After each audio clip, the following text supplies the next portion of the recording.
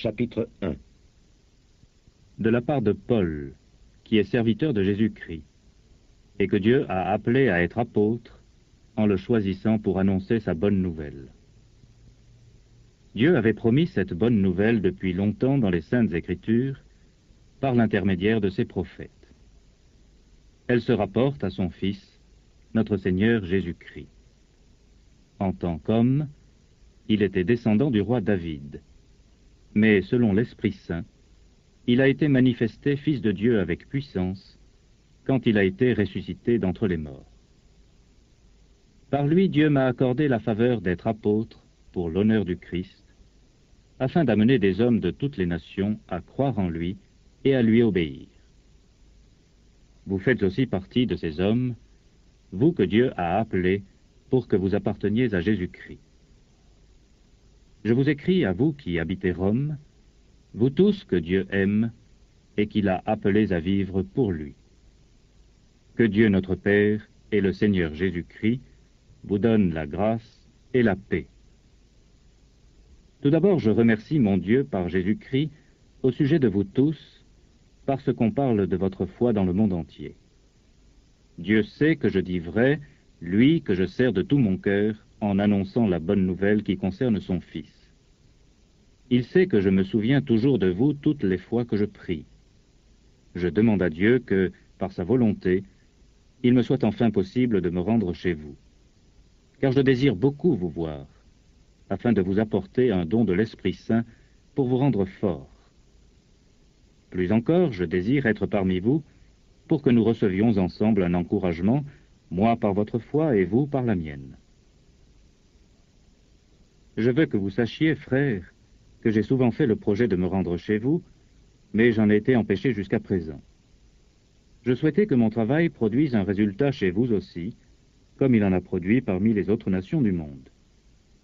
Car c'est mon devoir d'aller auprès de tous, les civilisés comme les non-civilisés, les gens instruits comme les ignorants. C'est pourquoi j'ai ce désir de vous apporter la bonne nouvelle, à vous aussi qui habitez Rome. Car je suis fier d'annoncer la bonne nouvelle. Elle est la puissance de Dieu pour sauver tous ceux qui croient, les Juifs d'abord, mais aussi ceux qui ne sont pas Juifs. En effet, la bonne nouvelle révèle comment Dieu rend les hommes justes devant lui. C'est par la foi seule, du commencement à la fin, comme l'affirme l'Écriture. Celui qui est juste aux yeux de Dieu par la foi vivra. En effet, Dieu manifeste sa colère depuis le ciel sur tout péché et tout mal commis par les hommes qui, par leurs mauvaises actions, empêchent la vérité d'agir. Dieu les punit, car ce que l'on peut connaître de Dieu est clair pour eux. Dieu lui-même le leur a montré clairement. En effet, depuis qu'il a créé le monde, ses qualités invisibles, c'est-à-dire sa puissance éternelle et sa nature divine, se voient dans les œuvres qu'il a faites. C'est là que les hommes peuvent les connaître, de sorte qu'ils sont sans excuse. Ils connaissent Dieu, mais ils ne l'honorent pas et ne le remercient pas comme il convient de le faire pour Dieu. Au contraire, leurs pensées sont devenues stupides, et leur cœur insensé s'est rempli d'obscurité. Ils déclarent être savants, mais ils sont fous. Au lieu d'adorer la gloire du Dieu immortel, ils ont adoré des images représentant l'homme mortel, des oiseaux, des animaux à quatre pattes et des reptiles. C'est pourquoi Dieu les a livrés à des actions impures, selon les désirs de leur cœur, de sorte qu'ils se conduisent d'une façon honteuse les uns avec les autres. Ils échangent la vérité concernant Dieu contre le mensonge. Ils adorent et servent ce que Dieu a créé au lieu du Créateur lui-même, qui doit être loué pour toujours. Amen. C'est pourquoi Dieu les a livrés à des passions honteuses. Leurs femmes elles-mêmes changent les relations naturelles en des relations contre nature. De même, les hommes abandonnent les relations naturelles avec la femme et brûlent de désir les uns pour les autres. Les hommes commettent des actions honteuses les uns avec les autres et reçoivent ainsi eux-mêmes le châtiment que mérite leur égarement.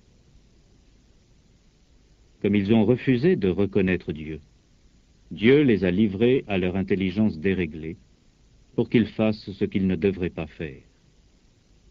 Ils sont remplis de toutes sortes d'injustices, de mal, d'envie, de méchanceté. Ils sont pleins de jalousie, de meurtre, de querelles, de ruse, de malice. Ils répandent des bavardages et disent du mal les uns des autres. Ils sont ennemis de Dieu, insolents, orgueilleux, vantards. Ils inventent de nouveaux moyens de faire le mal et sont rebelles à leurs parents. Ils sont sans conscience et ne tiennent pas leurs promesses. Ils sont durs et sans pitié pour les autres. Ils connaissent bien le jugement de Dieu. Ceux qui se conduisent de cette manière méritent la mort. Pourtant, ils continuent à commettre de telles actions, et de plus, ils approuvent ceux qui les commettent aussi.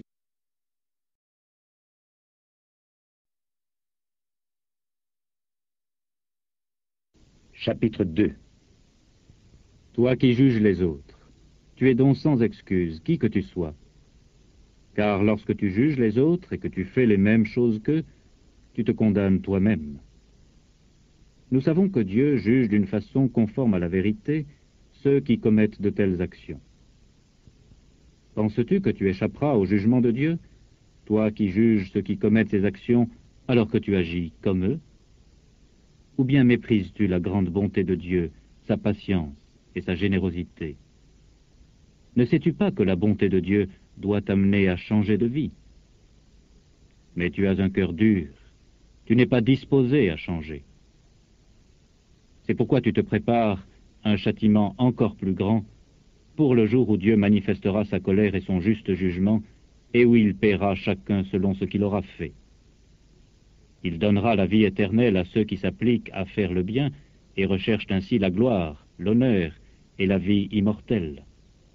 Mais il montrera sa colère et son indignation à ceux qui se révoltent contre lui, désobéissent à la vérité et se laissent diriger par ce qui est mauvais. La souffrance et l'angoisse frapperont tous ceux qui font le mal, les Juifs d'abord, mais aussi ceux qui ne sont pas Juifs. Par contre, Dieu accordera la gloire, l'honneur et la paix à tous ceux qui font le bien, aux Juifs d'abord, mais aussi à ceux qui ne sont pas Juifs, car Dieu n'agit pas différemment selon les personnes.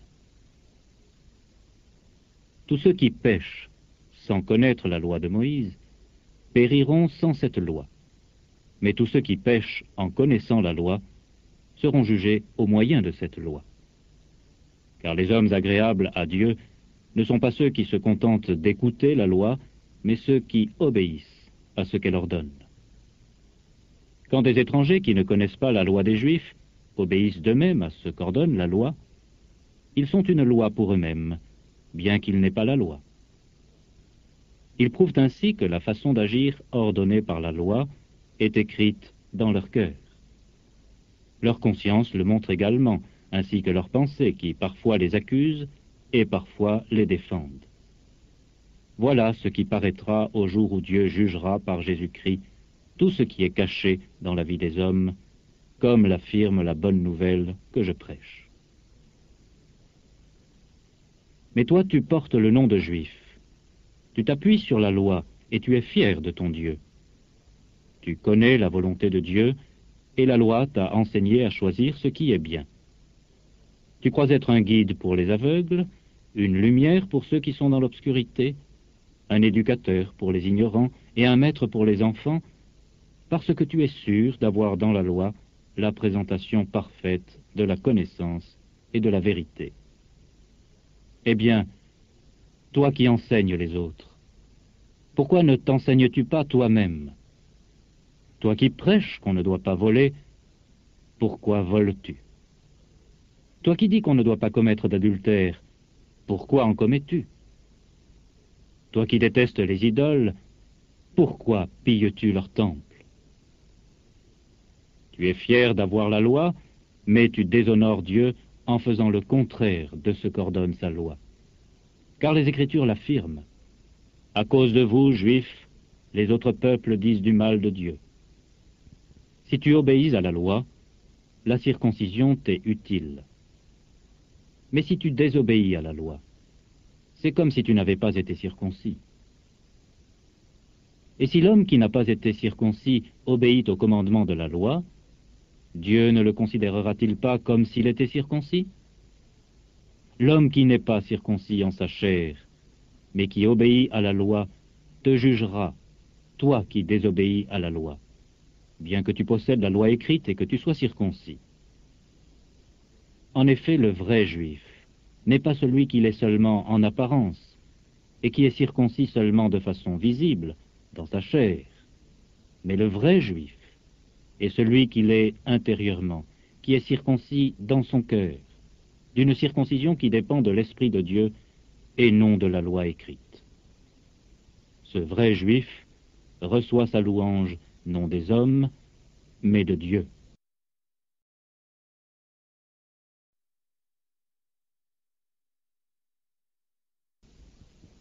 Chapitre 3. Y a-t-il alors un avantage à être juif? La circoncision a-t-elle une valeur? L'avantage est grand à tous égards. Et d'abord, c'est aux Juifs que Dieu a confié ses paroles. Que dire alors si certains d'entre eux ont été infidèles? Dieu va-t-il renoncer à être fidèle parce qu'eux ne l'ont pas été? Certainement pas. Il faut que Dieu agisse selon la vérité, même si tout homme est menteur. Comme le déclare l'Écriture, il faut que tu sois reconnu juste dans ce que tu dis et que tu sois vainqueur si l'on te met en jugement. Mais si le mal que nous faisons sert à montrer que Dieu est juste, que dirons-nous? Dieu est-il injuste parce qu'il nous punit? Je parle à la manière des hommes. Absolument pas. Car si Dieu était injuste, comment pourrait-il juger le monde? Mais si mon mensonge fait apparaître d'autant plus clairement la vérité de Dieu et sert donc à sa gloire, pourquoi devrais-je encore être condamné comme pécheur? Et alors, pourquoi ne pas dire « Faisons le mal pour qu'il en sorte du bien ». Certains, en effet, pour me calomnier, m'accusent de prononcer de telles paroles. Ces gens seront condamnés, et ils le méritent bien. Mais quoi? Sommes-nous, nous les Juifs, supérieurs aux autres hommes? Absolument pas.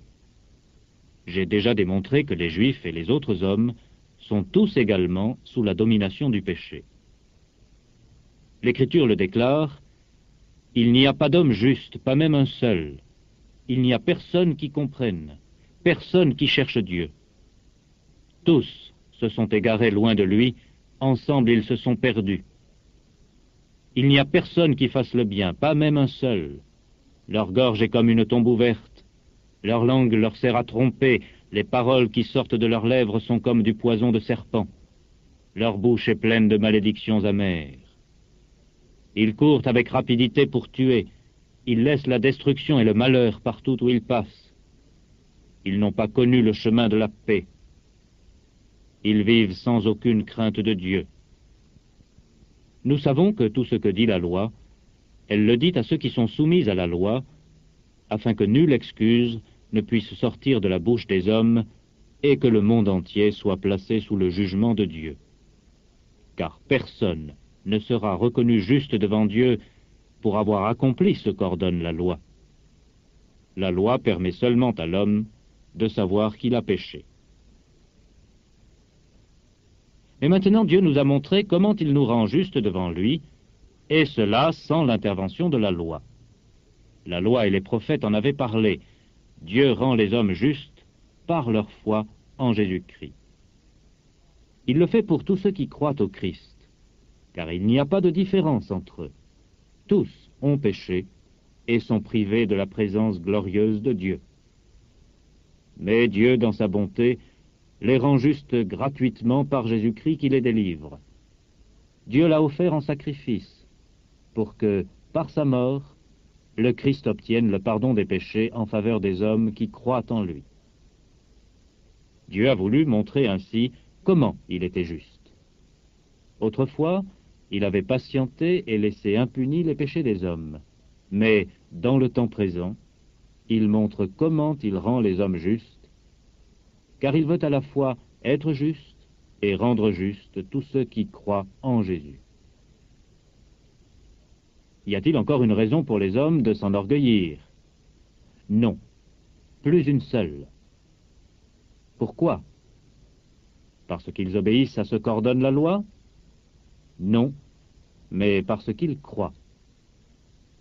Car nous estimons qu'un homme est rendu juste devant Dieu à cause de sa foi, et non parce qu'il obéit à ce qu'ordonne la loi. Ou bien Dieu serait-il seulement le Dieu des Juifs? N'est-il pas aussi le Dieu des autres peuples? Bien sûr, il l'est aussi des autres peuples, puisqu'il n'y a qu'un seul Dieu.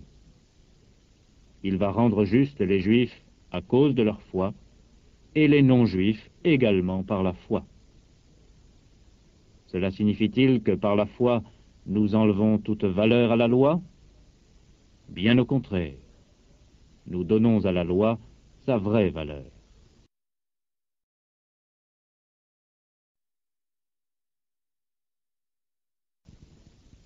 Chapitre 4. Que dirons-nous donc d'Abraham, notre ancêtre? Qu'a-t-il obtenu? Si Abraham avait été reconnu juste par Dieu à cause des œuvres qu'il a accomplies, il pourrait s'en vanter. Mais il ne peut pas se vanter devant Dieu. En effet, l'Écriture déclare « Abraham crut en Dieu, et Dieu le considéra comme juste en tenant compte de sa foi. » L'homme qui travaille reçoit un salaire. Ce salaire ne lui est pas compté comme un don gratuit, il lui est dû. Mais quand un homme, sans accomplir de travail, met simplement sa confiance en Dieu qui juge favorablement le pécheur, Dieu tient compte de sa foi pour le considérer comme juste. C'est ainsi que David parle du bonheur de l'homme que Dieu considère comme juste, sans tenir compte de ses œuvres. Heureux sont ceux dont Dieu a pardonné les fautes et dont il a effacé les péchés. Heureux est l'homme à qui le Seigneur ne compte pas son péché. Ce bonheur existe-t-il seulement pour les hommes circoncis? N'existe-t-il pas aussi pour les non-circoncis? Nous venons de dire que Dieu considéra Abraham comme juste en tenant compte de sa foi. Quand cela s'est-il passé? Après qu'Abraham eût été circoncis ou avant qu'il le soit? Non pas après, mais avant. Abraham reçut plus tard la circoncision comme un signe. C'était la marque indiquant que Dieu l'avait considéré comme juste à cause de sa foi avant qu'il ait été circoncis. Abraham est ainsi le père de tous ceux qui croient en Dieu sans être circoncis et que Dieu considère comme justes. Il est également le père de ceux qui sont circoncis, c'est-à-dire de ceux qui ne se contentent pas de l'être, mais suivent l'exemple de la foi qu'a eu notre père Abraham avant d'être circoncis. Dieu a promis à Abraham et à ses descendants qu'il recevrait le monde comme héritage. Cette promesse a été faite non parce qu'Abraham avait obéi à la loi, mais parce qu'il a été considéré comme juste par Dieu à cause de sa foi. Si ceux qui obéissent à la loi étaient les seuls à recevoir l'héritage, alors la foi serait inutile et la promesse de Dieu serait sans valeur. Car la loi amène la colère de Dieu, mais là où il n'y a pas de loi, il n'y a pas non plus de désobéissance à la loi. Ainsi la promesse a été faite à cause de la foi, afin que ce soit un don gratuit de Dieu et qu'elle soit valable pour tous les descendants d'Abraham, non pas seulement pour ceux qui obéissent à la loi, mais aussi pour ceux qui croient, comme Abraham a cru. Abraham est notre père à tous. Comme le déclare l'Écriture, « J'ai fait de toi le père de beaucoup de peuples ». Il est notre père devant Dieu, en qui il a cru, le Dieu qui rend la vie aux morts et fait exister ce qui n'existait pas. Abraham a cru et espéré, alors qu'il n'y avait pas d'espoir. Et il devint ainsi le père de beaucoup de peuples, selon ce que Dieu lui avait dit, « Tel sera le nombre de tes descendants ». Il avait environ 100 ans, mais sa foi ne faiblit pas quand il pensa à son corps qui était déjà comme mort, et à Sarah, sa femme, qui ne pouvait pas avoir d'enfant. Il ne perdit pas foi et ne douta pas de la promesse de Dieu. Au contraire, sa foi le fortifia et il loua Dieu. Il était absolument certain que Dieu a le pouvoir d'accomplir ce qu'il a promis. Voilà pourquoi Abraham, à cause de sa foi, fut considéré comme juste par Dieu. Mais ces mots, il fut considéré comme juste, n'ont pas été écrits seulement pour lui.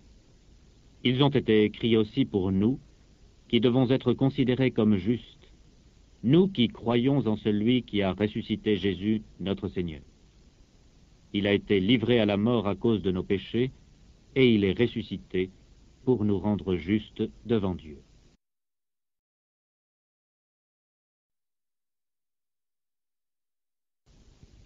Chapitre 5. Ainsi nous avons été rendus justes devant Dieu, à cause de la foi, et nous sommes maintenant en paix avec lui par notre Seigneur Jésus-Christ. Par Jésus, nous avons pu, au moyen de la foi, nous approcher de la grâce de Dieu dans laquelle nous sommes maintenant établis. Et ce qui nous donne de la joie, c'est l'espoir d'avoir part à la gloire de Dieu. Bien plus, nous nous réjouissons, même dans nos souffrances, car nous savons que la souffrance produit la patience produit la résistance à l'épreuve, et la résistance, l'espérance.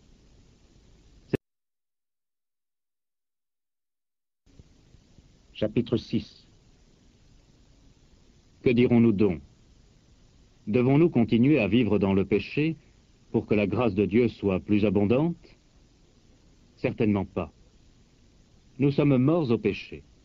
Comment pourrions-nous vivre encore dans le péché? Ne savez-vous pas que nous tous, qui avons été baptisés pour être unis à Jésus-Christ, nous avons été baptisés en étant unis à lui dans sa mort? Par le baptême, donc, nous avons été enterrés avec lui pour être morts avec lui, afin que, tout comme Christ est ressuscité par la puissance glorieuse du Père, nous aussi, nous vivions d'une vie nouvelle.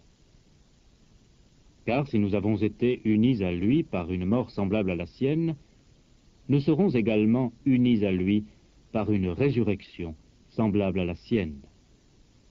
Sachons bien ceci, l'homme que nous étions auparavant a été mis à mort avec Christ sur la croix, afin que notre être pécheur soit détruit et que nous ne soyons plus les esclaves du péché. Car celui qui est mort est libéré du péché. Si nous sommes morts avec Christ, nous croyons que nous vivrons aussi avec lui. Nous savons en effet que Christ, depuis qu'il est ressuscité, ne doit plus mourir. La mort n'a plus de pouvoir sur lui.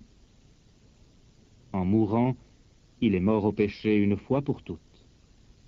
Mais dans la vie qui est maintenant la sienne, il vit pour Dieu.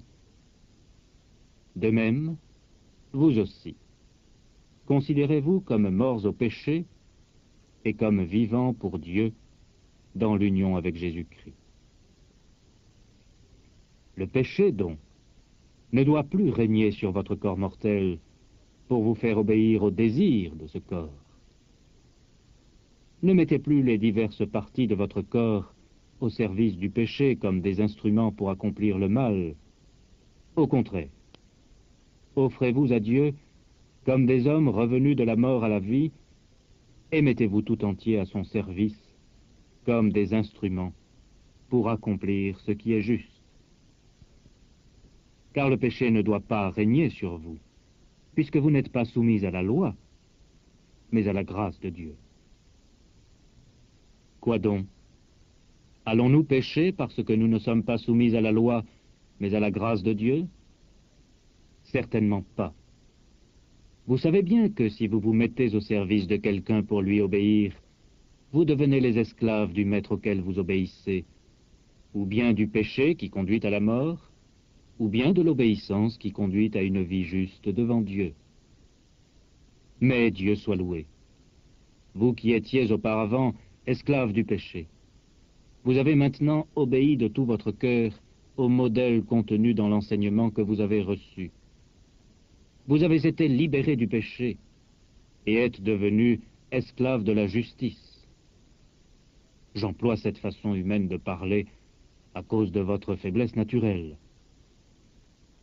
Auparavant, vous vous étiez mis tout entier comme des esclaves au service de l'impureté et du mal pour vivre dans le désordre. De même, maintenant, mettez-vous tout entier comme des esclaves au service de la justice pour vivre d'une manière sainte. Quand vous étiez esclaves du péché, vous étiez libres par rapport à la justice. Qu'avez-vous gagné à commettre alors des actes dont vous avez honte maintenant? Ces actes mènent à la mort. Mais maintenant, vous avez été libérés du péché et vous êtes au service de Dieu. Vous y gagnez d'être dirigés dans une vie sainte et de recevoir, à la fin, la vie éternelle.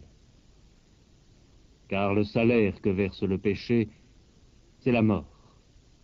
Mais le don que Dieu accorde gratuitement, c'est la vie éternelle, dans l'union avec Jésus-Christ notre Seigneur.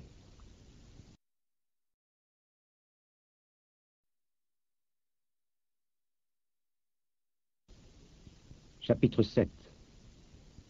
Frères, vous savez sûrement déjà ce que je vais vous dire, car vous connaissez la loi.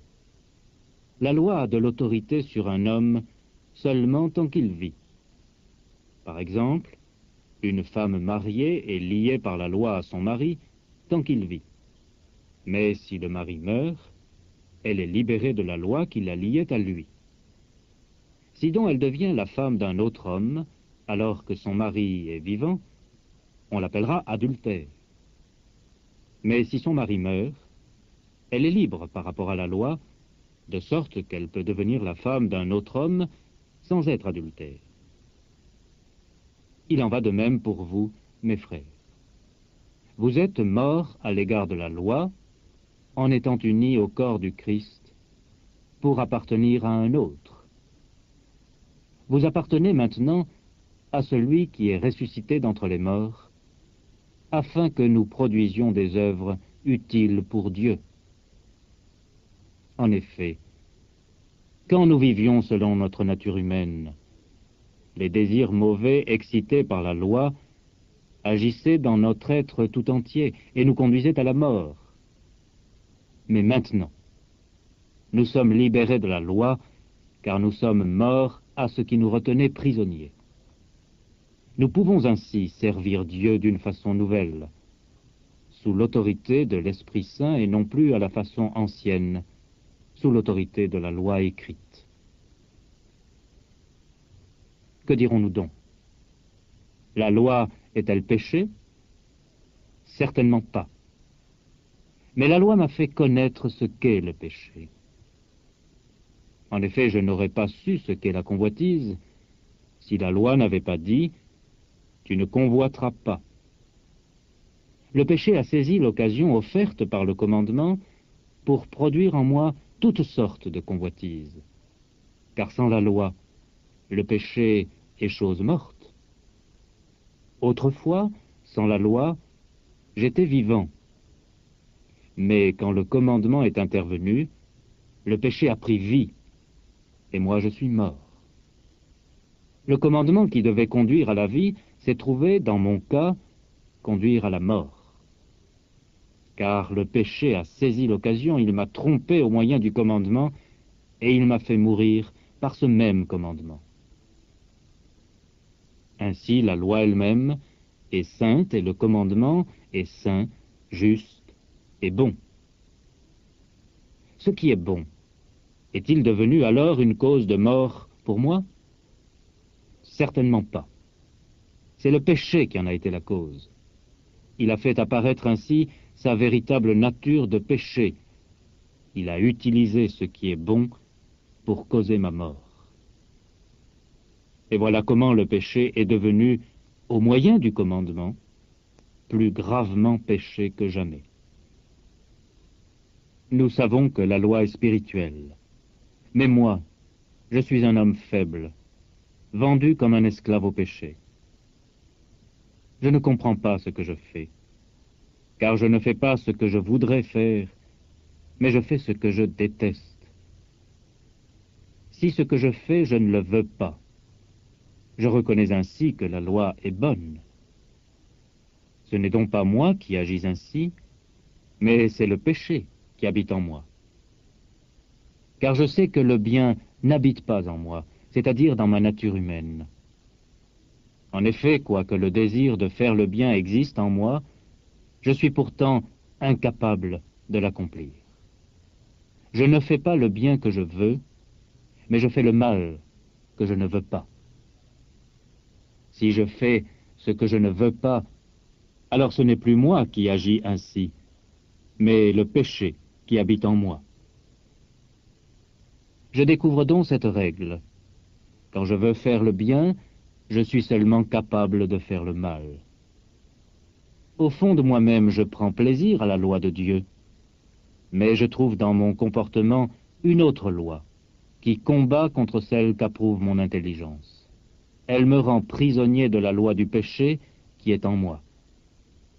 Malheureux que je suis! Qui me délivrera de ce corps qui m'entraîne à la mort? Dieu soit loué, par Jésus-Christ notre Seigneur. Ainsi, je suis au service de la loi de Dieu par mon intelligence, mais mon comportement est au service de la loi du péché.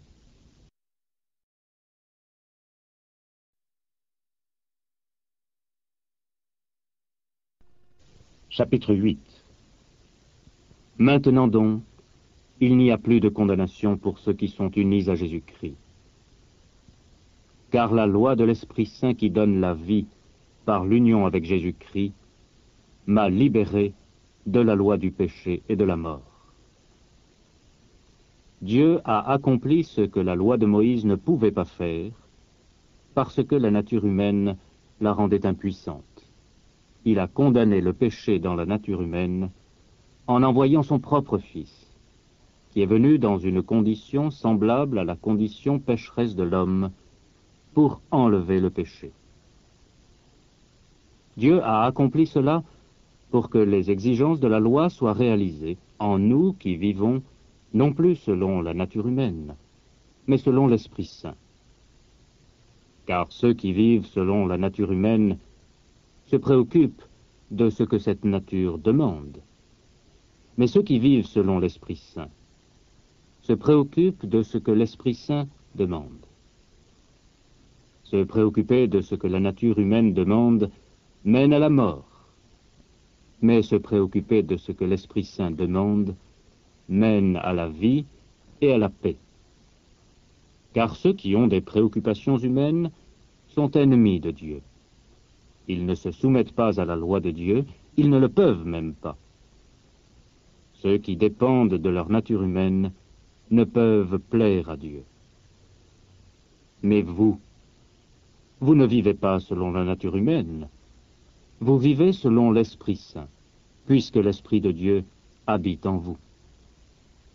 Celui qui n'a pas l'Esprit du Christ ne lui appartient pas.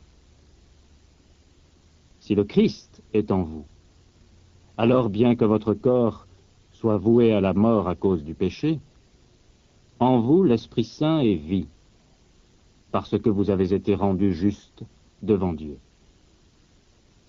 Si l'Esprit de Dieu, qui a ressuscité Jésus d'entre les morts, habite en vous, alors celui qui a ressuscité le Christ donnera aussi la vie à vos corps mortels par son Esprit qui habite en vous. Ainsi donc, frères, nous avons une dette, mais non envers notre nature humaine, pour vivre selon ce qu'elle demande. Car si vous vivez selon votre nature humaine, vous allez mourir. Mais si par l'Esprit Saint, vous faites mourir les actions de votre être naturel, vous vivrez. Tous ceux qui sont conduits par l'Esprit de Dieu sont fils de Dieu.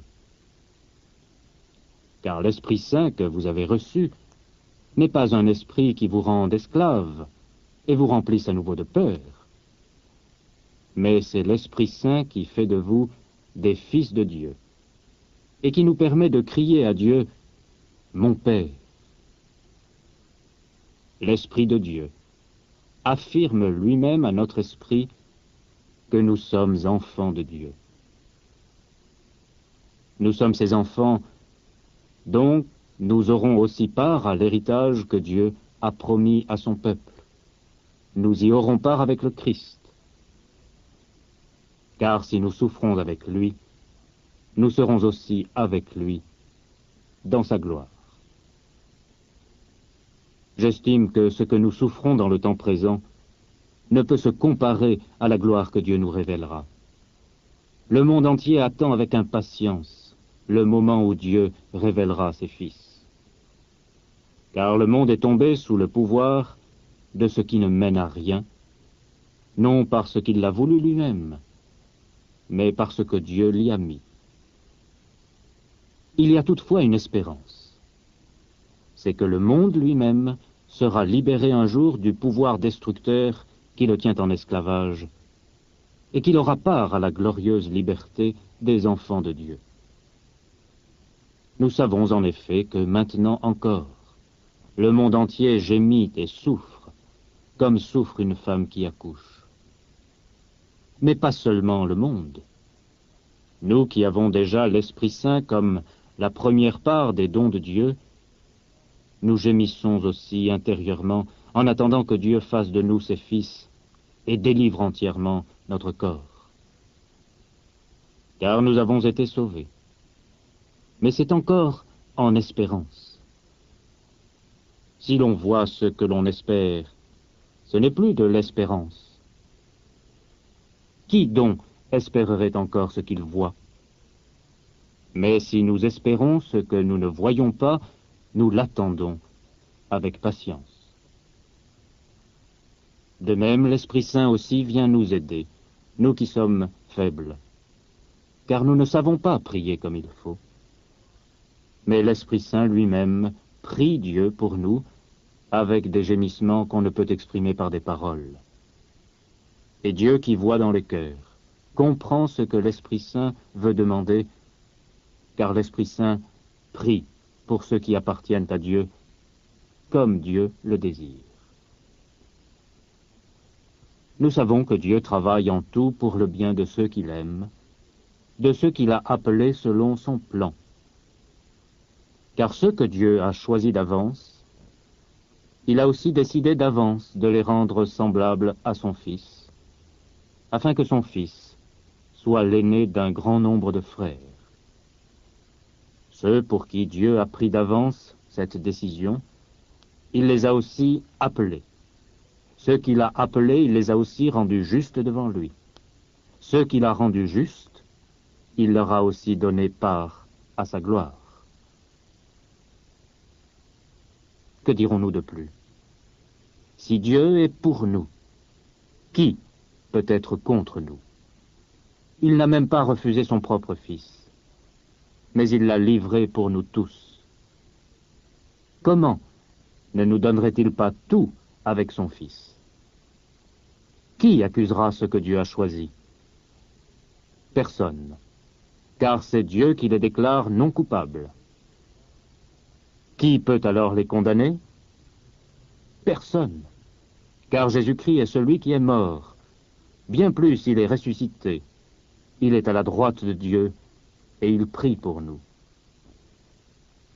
Qui peut nous séparer de l'amour du Christ? La souffrance le peut-elle, ou bien l'angoisse, ou encore la persécution, la faim, la pauvreté, le danger, la mort? Comme le déclare l'Écriture, à cause de toi, nous sommes exposés à la mort tout le long du jour. On nous traite comme des moutons qu'on mène à la boucherie. Mais en tout cela, nous remportons la plus complète victoire par celui qui nous a aimés. Car j'ai la certitude que rien ne peut nous séparer de son amour. Ni la mort, ni la vie, ni les anges, ni d'autres autorités ou puissances célestes, ni le présent, ni l'avenir, ni les forces d'en haut, ni les forces d'en bas, ni aucune autre chose créée, rien ne pourra jamais nous séparer de l'amour que Dieu nous a manifesté en Jésus-Christ, notre Seigneur.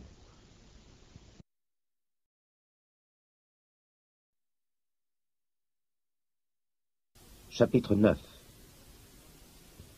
Je dis la vérité. j'appartiens au Christ et je ne mens pas. Ma conscience, dirigée par le Saint-Esprit, m'assure aussi que c'est la vérité. Mon cœur est plein d'une grande tristesse et d'une douleur continuelle. Je souhaiterais être moi-même maudit par Dieu et séparé du Christ, pour le bien de mes frères, ceux de ma race. Ils sont les descendants d'Israël. Dieu a fait d'eux ses fils et leur a accordé sa présence glorieuse. Il a conclu ses alliances avec eux et leur a donné la loi, le culte, les promesses.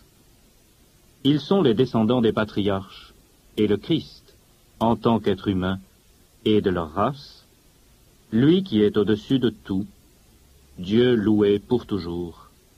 Amen. Je ne veux pourtant pas dire que la promesse de Dieu a échoué. En effet, les descendants d'Israël ne sont pas tous le vrai peuple d'Israël. Et les descendants d'Abraham ne sont pas tous ses vrais enfants. Car Dieu a dit à Abraham, « Seuls les descendants d'Isaac seront considérés comme tiens. » C'est-à-dire, ce ne sont pas les enfants nés conformément à la nature qui sont les enfants de Dieu. Seuls les enfants nés conformément à la promesse de Dieu sont considérés comme les vrais descendants. Car Dieu a exprimé la promesse en ces mots, « Au moment indiqué, je reviendrai et Sarah aura un fils. » Et ce n'est pas tout. Les deux fils de Rebecca avaient le même père, notre ancêtre Isaac. Mais Dieu a son plan pour choisir les hommes. Son choix dépend de l'appel qu'il leur adresse et non de leurs actions. Pour montrer qu'il demeure fidèle à ce plan, Dieu a dit à Rebecca, alors que ses fils n'étaient pas encore nés et n'avaient donc accompli ni bien ni mal, « L'aîné servira le plus jeune. » Comme le déclare l'Écriture, « J'ai aimé Jacob, mais j'ai haï Ésaü. » Que dirons-nous donc? Dieu serait-il injuste? Certainement pas. Car il a dit à Moïse, « J'aurai pitié de qui je veux avoir pitié, et j'aurai compassion de qui je veux avoir compassion. »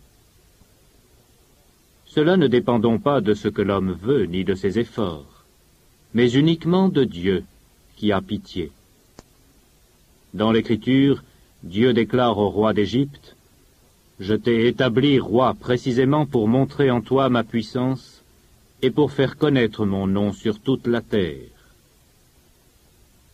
Ainsi, Dieu a pitié de qui il veut, et il endurcit le cœur de qui il veut. On me dira peut-être, s'il en est ainsi, qu'est-ce que Dieu reproche encore aux hommes? Car qui peut résister à sa volonté? Mais qui es-tu donc, toi, homme, pour contredire Dieu? Le vase d'argile demande-t-il à celui qui l'a fabriqué, « Pourquoi m'as-tu fait ainsi ?» Le potier peut faire ce qu'il veut avec l'argile. À partir de la même pâte, il peut fabriquer un vase précieux et un vase ordinaire. Qu'avez-vous alors à dire au sujet de Dieu? Il a voulu montrer sa colère et faire connaître sa puissance. C'est pourquoi il a supporté avec une grande patience ceux qui méritaient sa colère et étaient prêts à être détruits. Il a voulu aussi manifester combien sa gloire est riche pour nous dont il a pitié, pour nous qu'il a préparé d'avance à recevoir sa gloire. Car nous sommes ceux qu'il a appelés, non seulement d'entre les Juifs, mais aussi d'entre les autres peuples. C'est ce qu'il déclare dans le livre d'Osée. « Ceux qui ne formaient pas mon peuple, je les appellerai mon peuple. Et la nation que je n'aimais pas, je l'appellerai ma bien-aimée. » Et à l'endroit où on leur avait dit, « Vous n'êtes pas mon peuple », là même, ils seront appelés fils du Dieu vivant.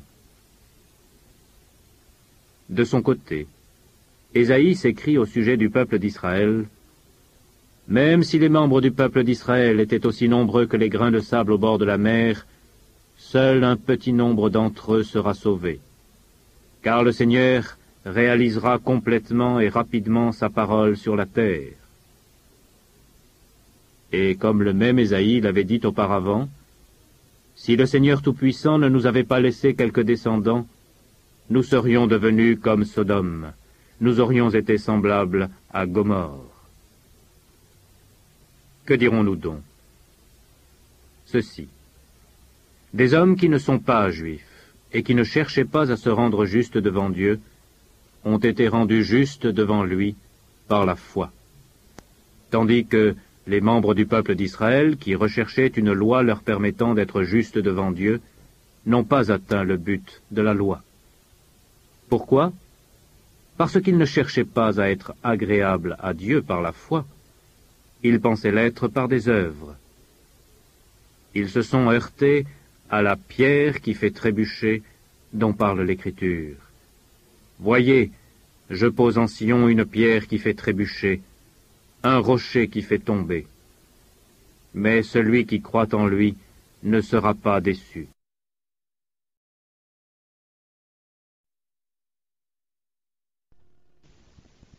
Chapitre 10.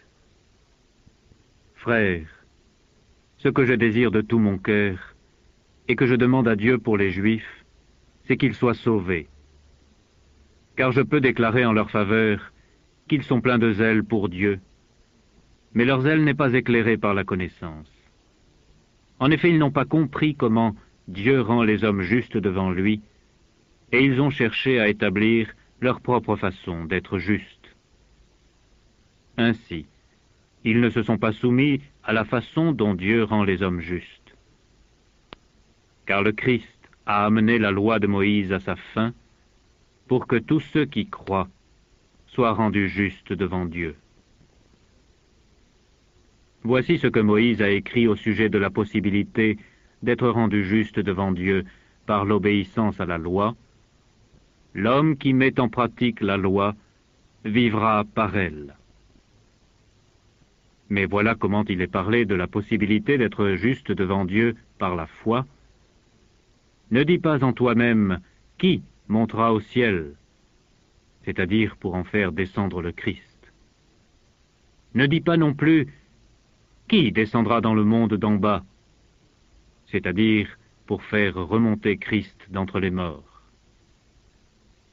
Qu'est-il dit alors? Ceci. La parole est près de toi, dans ta bouche et dans ton cœur. Cette parole est le message de la foi que nous prêchons. Si de ta bouche tu affirmes devant tous que Jésus est le Seigneur, et si tu crois dans ton cœur que Dieu l'a ressuscité des morts, tu seras sauvé. Car l'homme croit dans son cœur et Dieu le rend juste devant lui. L'homme affirme avec sa bouche, et Dieu le sauve. L'Écriture déclare en effet, « Tout homme qui croit en lui ne sera pas déçu. » Ainsi, il n'y a pas de différence entre les Juifs et les non-Juifs. Ils ont tous le même Seigneur, qui donne ses biens à tous ceux qui l'invoquent. Car, comme le déclare l'Écriture, tout homme qui invoquera le nom du Seigneur sera sauvé. Mais comment l'invoqueront-ils sans avoir cru en lui? Et comment croiront-ils en lui sans en avoir entendu parler? Et comment en entendront-ils parler si personne ne l'annonce? Et comment l'annoncera-t-on s'il n'y a pas des hommes envoyés pour cela? Comme le déclare l'Écriture, qu'il est beau de voir venir ceux qui apportent de bonnes nouvelles. Mais tous n'ont pas accepté la bonne nouvelle. Ésaïe dit en effet, « Seigneur, qui a cru notre message ?» Ainsi, la foi vient de ce qu'on écoute le message, et le message est l'annonce de la parole du Christ. Je demande alors, n'auraient-ils pas entendu ce message? Mais oui, ils l'ont entendu. L'Écriture déclare, « La voix des messagers de Dieu s'est fait entendre sur toute la terre. et leurs paroles ont atteint les régions les plus lointaines du monde. Je demande encore, le peuple d'Israël n'aurait-il pas compris? Comme réponse, voici d'abord ce qu'annonce Moïse. Je vous rendrai jaloux de ceux qui ne sont pas une vraie nation, dit Dieu. J'exciterai votre colère contre une nation sans intelligence. Plus encore, Ésaïe ose proclamer « J'ai été trouvé par ceux qui ne me cherchaient pas, dit Dieu. Je me suis montré à ceux qui ne me demandaient rien. » Mais au sujet d'Israël, il annonce « Tout le jour j'ai tendu les mains vers un peuple désobéissant et rebelle. »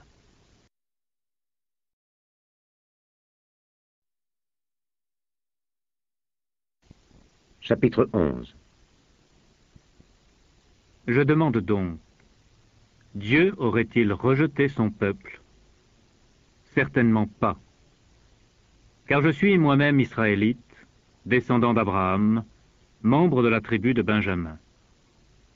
Dieu n'a pas rejeté son peuple, qu'il a connu d'avance comme sien. Vous savez, n'est-ce pas, ce que dit l'Écriture dans le passage où Élie se plaint d'Israël devant Dieu. Seigneur, ils ont tué tes prophètes et démoli tes autels. Je suis resté, moi seul, et ils cherchent à me tuer. Mais que lui répondit Dieu? J'ai gardé pour moi 7000 hommes qui ne se sont pas mis à genoux devant le dieu Baal. De même, dans le temps présent, il reste un petit nombre de gens que Dieu a choisis par bonté. Il les a choisis à cause de sa bonté et non pas à cause de leurs actions. Sinon la bonté de Dieu ne serait pas vraiment de la bonté. Que dire alors? Le peuple d'Israël n'a pas obtenu ce qu'il recherchait. Seuls ceux que Dieu a choisis l'ont obtenu. Les autres sont devenus incapables de comprendre, comme le déclare l'Écriture, Dieu a rendu leur esprit insensible. Il a fait en sorte qu'ils ne voient pas avec leurs yeux et qu'ils n'entendent pas avec leurs oreilles jusqu'à ce jour. David dit aussi que leur repas soit pour eux un piège, une trappe, afin qu'ils tombent et soient punis. Que leurs yeux se ferment pour qu'ils ne voient plus. Fais-leur sans cesse courber le dos. Je demande donc, quand les Juifs ont trébuché, sont-ils tombés définitivement? Certainement pas. Mais à cause de leur faute, les autres peuples ont pu obtenir le salut de manière à rendre les Juifs jaloux d'eux.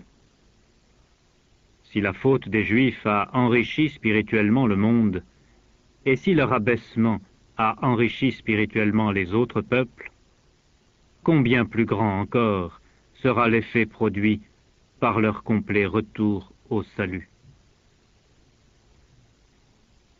Je m'adresse maintenant à vous qui n'êtes pas juifs. Je suis l'apôtre destiné au peuple non juif, et en tant que tel, je me réjouis de la tâche qui est la mienne.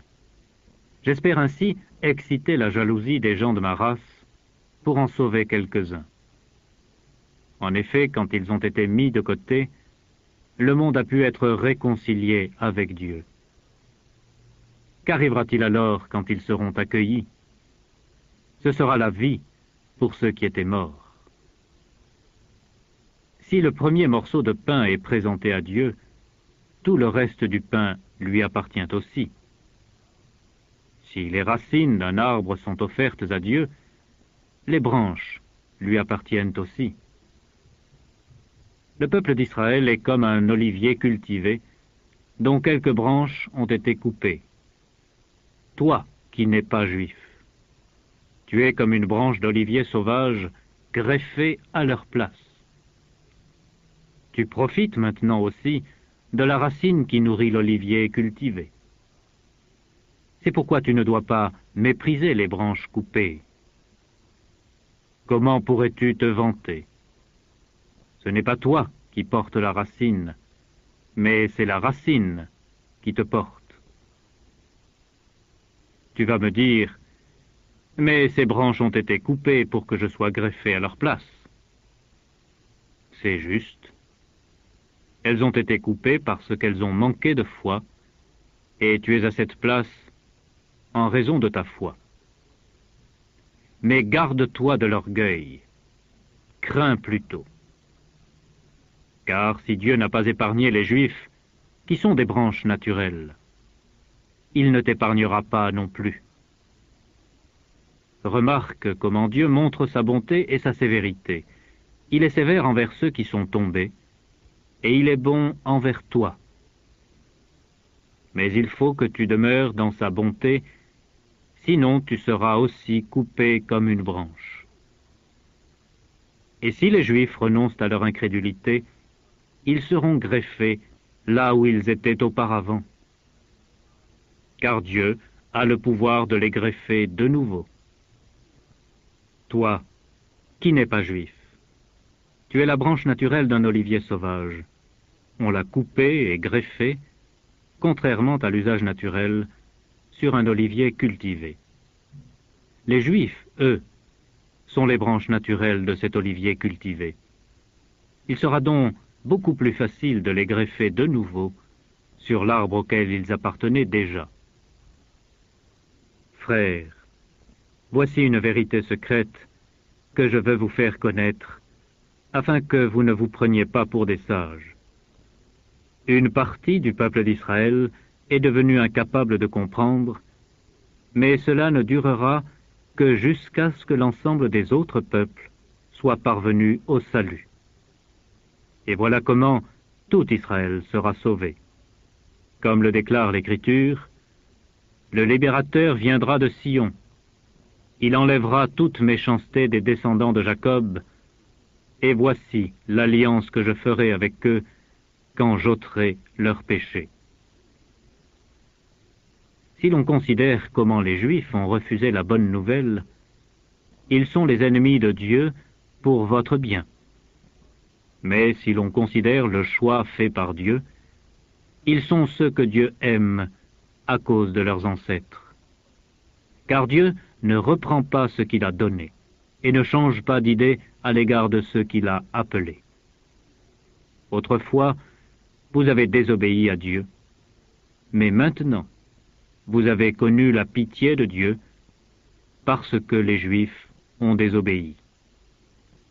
De même, ils ont désobéi maintenant pour que la pitié de Dieu vous soit accordée, mais afin qu'eux aussi puissent connaître maintenant cette même pitié. Car Dieu a rendu tous les hommes prisonniers de la désobéissance, afin de leur montrer à tous sa pitié. Que la richesse de Dieu est immense, que sa sagesse et sa connaissance sont profondes. Qui pourrait expliquer ses décisions? Qui pourrait comprendre ses plans? Comme le déclare l'Écriture, qui connaît la pensée du Seigneur? Qui peut être son conseiller? Qui a pu le premier lui donner quelque chose pour recevoir de lui un paiement en retour? Car tout vient de lui. Tout existe par lui et pour lui. À Dieu soit la gloire pour toujours. Amen.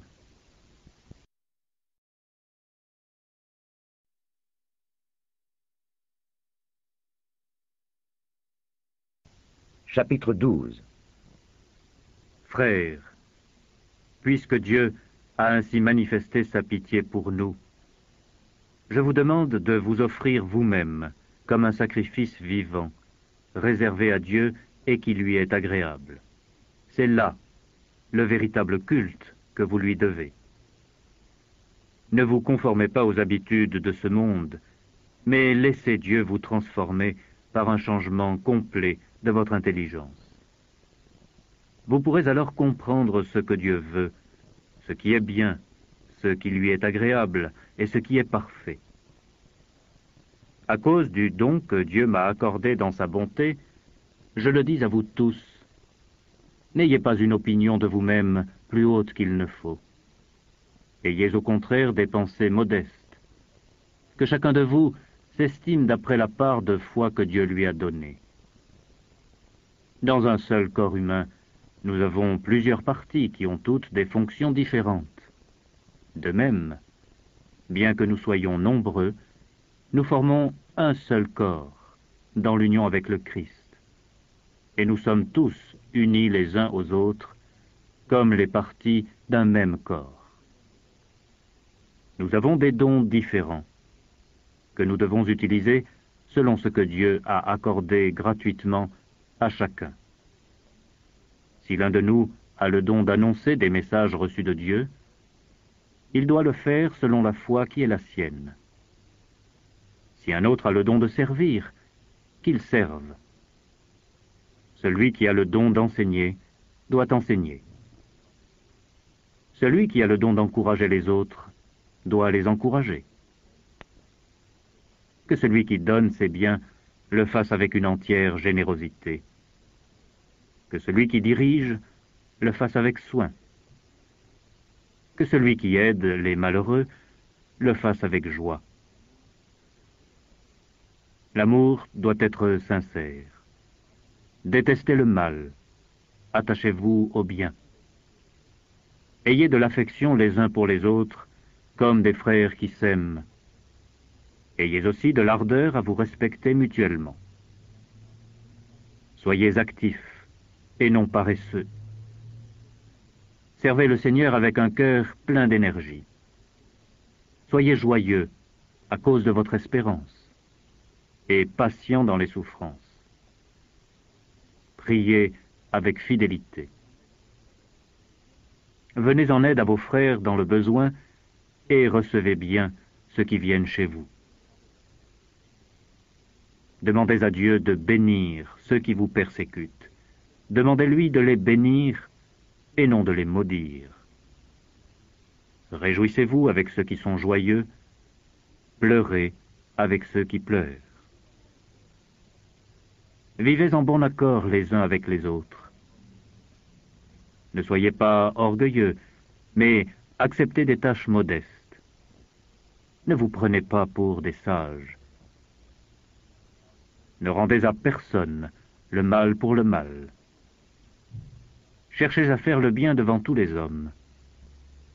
Faites tout votre possible, dans la mesure où cela dépend de vous, pour vivre en paix avec tous. Mes amis, ne vous vengez pas vous-même, mais laissez agir la colère de Dieu. Car l'Écriture déclare « C'est moi qui tirerai vengeance, c'est moi qui paierai en retour, dit le Seigneur. »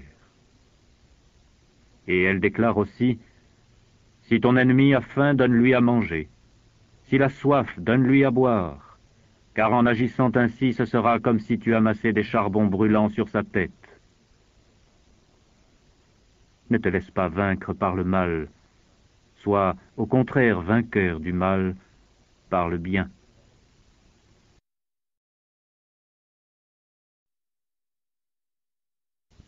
Chapitre 13. Tout homme doit se soumettre aux autorités qui gouvernent l'État, car il n'y a pas d'autorité qui ne vienne de Dieu, et les autorités qui existent ont été établies par Dieu. Ainsi, celui qui s'oppose à l'autorité s'oppose à l'ordre établi par Dieu. Ceux qui s'y opposent attireront le jugement sur eux-mêmes. En effet, les dirigeants ne sont pas à craindre par ceux qui font le bien, mais par ceux qui font le mal. Désires-tu ne pas avoir à craindre l'autorité? Alors fais le bien, et elle t'accordera des éloges, car elle est au service de Dieu pour te pousser au bien. Mais si tu fais le mal, crains-la, car ce n'est pas pour rien qu'elle a le pouvoir de punir. Elle est au service de Dieu pour montrer la colère de Dieu en punissant celui qui fait le mal. C'est pourquoi il est nécessaire de se soumettre aux autorités, non seulement pour éviter la colère de Dieu, mais encore par devoir de conscience. C'est aussi pourquoi vous payez des impôts, car les fonctionnaires qui s'en occupent sont au service de Dieu pour accomplir soigneusement cette tâche. Payez à tous ce que vous leur devez. Payez l'impôt à qui vous devez l'impôt et la taxe à qui vous la devez. Montrez du respect à qui vous le devez et honorez celui à qui l'honneur est dû. N'ayez de dette envers personne, sinon la dette de l'amour que vous vous devez les uns aux autres. Celui qui aime les autres a obéi complètement à ce qu'ordonne la loi. En effet, les commandements « ne commets pas d'adultère, ne tue pas, ne vole pas, ne convoite pas », ceci et tous les autres se résument dans ce seul commandement « Aime ton prochain comme toi-même ». Celui qui aime ne fait aucun mal à son prochain. En aimant, on obéit donc complètement à la loi. Agissez ainsi, d'autant plus que vous savez en quel temps nous sommes. Le moment est venu de vous réveiller de votre sommeil. En effet, le salut est plus près de nous maintenant que lorsque nous avons cru pour la première fois. La nuit est avancée. Le jour approche. Rejetons donc les œuvres qui se font dans l'obscurité et prenons sur nous les armes qui permettent de lutter dans la lumière. Conduisons-nous honnêtement, comme il le faut à la lumière du jour.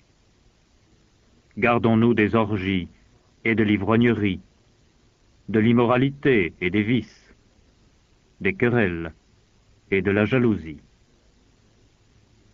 Revêtez-vous de la vie nouvelle qui est en Jésus-Christ, le Seigneur, et ne vous laissez plus entraîner par votre nature humaine pour en satisfaire les désirs.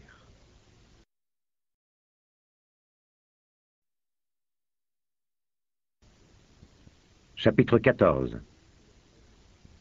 Accueillez celui qui est faible dans la foi, sans critiquer ses opinions. Par exemple, l'un croit pouvoir manger de tout, tandis que l'autre, qui est faible dans la foi, ne mange que des légumes. Celui qui mange de tout ne doit pas mépriser celui qui ne mange pas certains aliments. Et celui qui ne mange pas certains aliments ne doit pas juger celui qui mange de tout, car Dieu l'a accueilli. Qui es-tu pour juger le serviteur d'un autre? Qu'il demeure ferme dans son service ou qu'il tombe, c'est l'affaire de son maître. Et il demeurera ferme, car le Seigneur a le pouvoir de le soutenir. L'un pense que certains jours ont plus d'importance que d'autres, tandis que l'autre pense que tous les jours sont pareils. Il faut que chacun soit bien convaincu dans son propre esprit. Celui qui attribue de l'importance à un jour particulier le fait pour honorer le Seigneur. Celui qui mange de tout agit ainsi pour honorer le Seigneur, car il remercie Dieu pour son repas. Celui qui ne mange pas de tout agit ainsi pour honorer le Seigneur, et il remercie Dieu. En effet, aucun de nous ne vit pour soi-même, et aucun ne meurt pour soi-même. Si nous vivons pour le Seigneur, et si nous mourons pour le Seigneur. Ainsi, soit que nous vivions, soit que nous mourions, nous appartenons au Seigneur. Car le Christ est mort, et il est ressuscité pour être le Seigneur des morts et des vivants. Mais toi, pourquoi juges-tu ton frère? Et toi, pourquoi méprises-tu ton frère? Nous aurons tous à nous présenter devant Dieu pour être jugés par lui. Car l'Écriture déclare « Aussi vrai que je vis, dit le Seigneur, tout homme se mettra à genoux devant moi, et chacun reconnaîtra à haute voix la puissance de Dieu. » Ainsi, chacun de nous devra rendre compte à Dieu pour soi-même. Cessons donc de nous juger les uns les autres. Prenez plutôt la décision que voici. Ne rien faire qui amène votre frère à trébucher ou à tomber dans le péché. Dans l'union avec le Seigneur Jésus, je sais de façon tout à fait certaine que rien n'est impur en soi.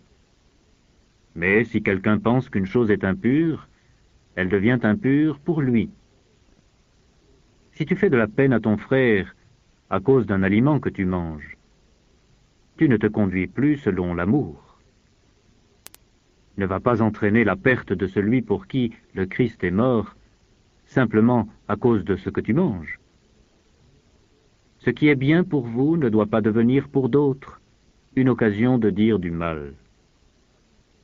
Car le royaume de Dieu n'est pas une affaire de nourriture et de boisson. Il consiste en la justice, la paix et la joie que donne le Saint-Esprit. Celui qui sert le Christ de cette manière est agréable à Dieu et approuvé des hommes. Recherchons donc ce qui est utile pour la paix et nous permet de nous fortifier ensemble dans la foi.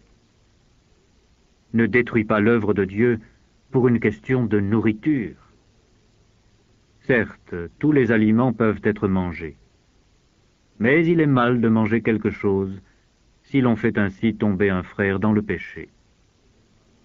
Ce qui est bien, c'est de ne pas manger de viande, de ne pas boire de vin, de renoncer à tout ce qui peut faire tomber ton frère. Ce que tu crois personnellement à ce sujet, garde-le pour toi devant Dieu. Heureux est celui qui ne se sent pas coupable au moment où il décide d'agir.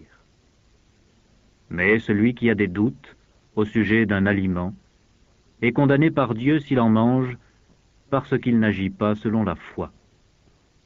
Et tout acte qui ne vient pas de la foi est péché.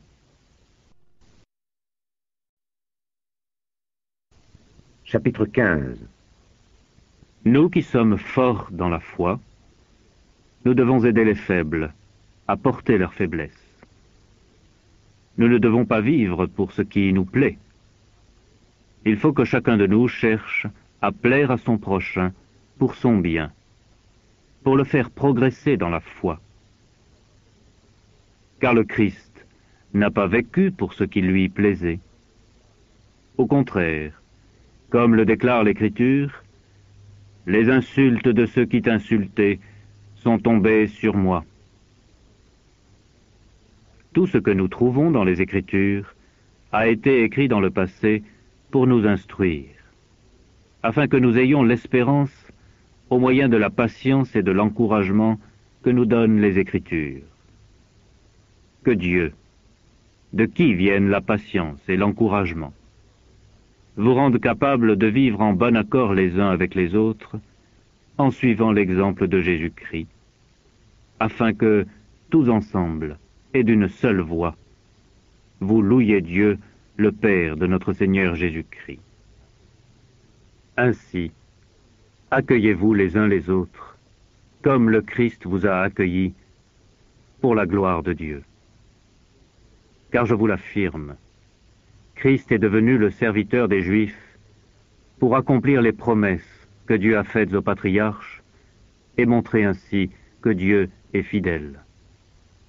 Il est venu aussi pour que les non-juifs louent Dieu à cause de sa bonté, comme le déclare l'Écriture, « C'est pourquoi je te louerai parmi les nations, et je chanterai en l'honneur de ton nom. »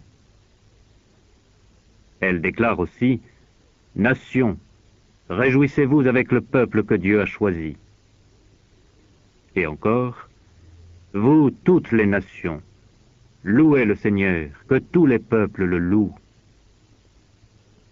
Ésaïe dit aussi, « Le descendant de Jessé viendra, il se lèvera pour gouverner les nations, et elles mettront leur espoir en lui. » Que Dieu, qui donne l'espérance, vous remplisse d'une joie et d'une paix parfaite par la foi que vous avez en lui, afin que vous soyez riches en espérance par la puissance du Saint-Esprit. Mes frères, je suis moi-même certain que vous êtes remplis de bonté, pleinement au courant de tout ce qu'il faut connaître, et capable de vous donner des conseils les uns aux autres. Pourtant, je vous ai écrit avec une certaine audace en plusieurs endroits de ma lettre, pour vous rappeler ce que vous aviez déjà appris. J'ai écrit ainsi à cause de la faveur que Dieu m'a accordée d'être serviteur de Jésus-Christ pour les peuples non juifs. J'accomplis un service sacré en annonçant la bonne nouvelle de Dieu, afin que les peuples non juifs deviennent une offrande agréable à Dieu, rendue digne d'être à lui par le Saint-Esprit. Dans l'union avec Jésus-Christ, je peux donc être fier de mon travail pour Dieu. Car si j'ose parler de quelque chose, c'est uniquement de ce que le Christ a réalisé par moi pour amener ceux qui ne sont pas juifs à obéir à Dieu. Il l'a fait au moyen de paroles et d'actions, par la puissance de signes et de miracles, et par la puissance de l'Esprit Saint.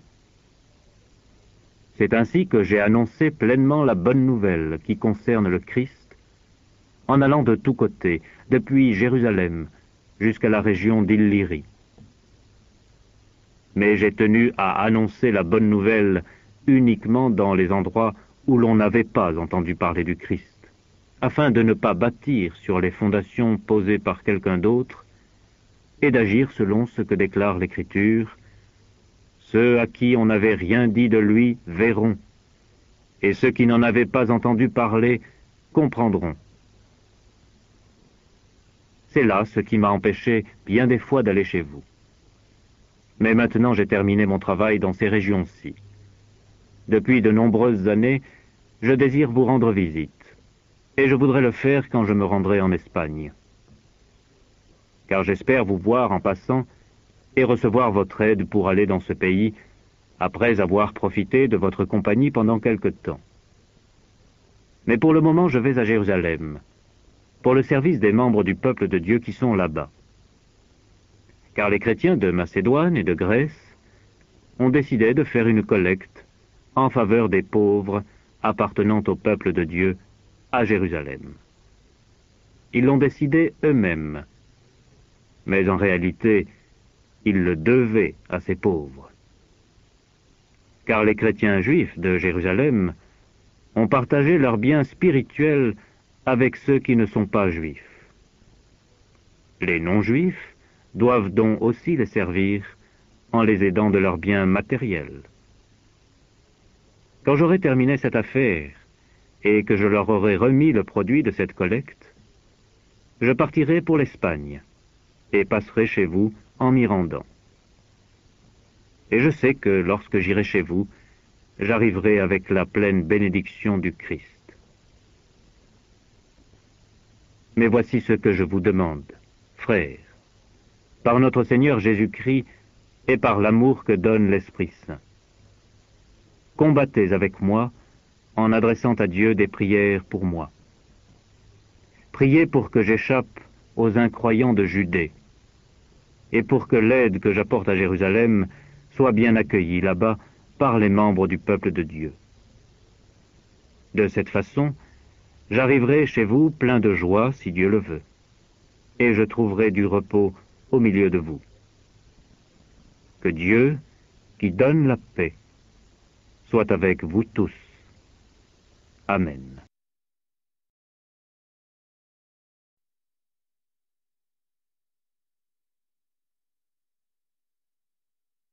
Chapitre 16.